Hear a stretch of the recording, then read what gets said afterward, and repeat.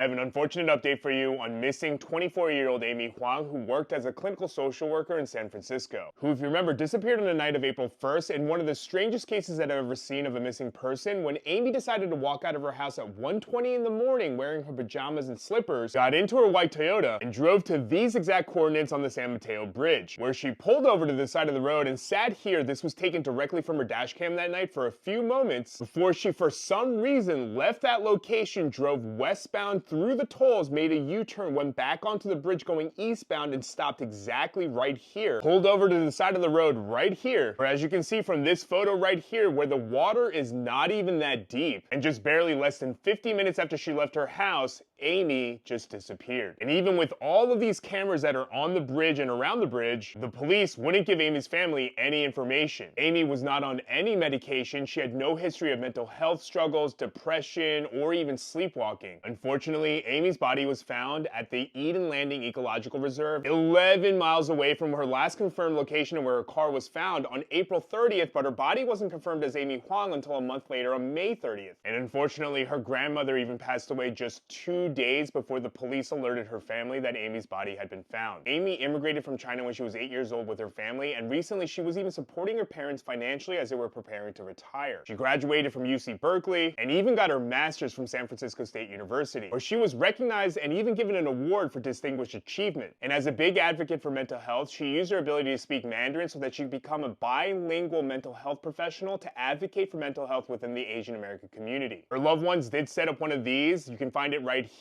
If you are able to help them out, please do. But it's to help cover for not only her funeral costs, but also for her grandmother's, as well as to help with some expenses for her mother and father, who had to take time off of work for a few months while they were looking for their missing daughter. Rest in peace, Amy Huang.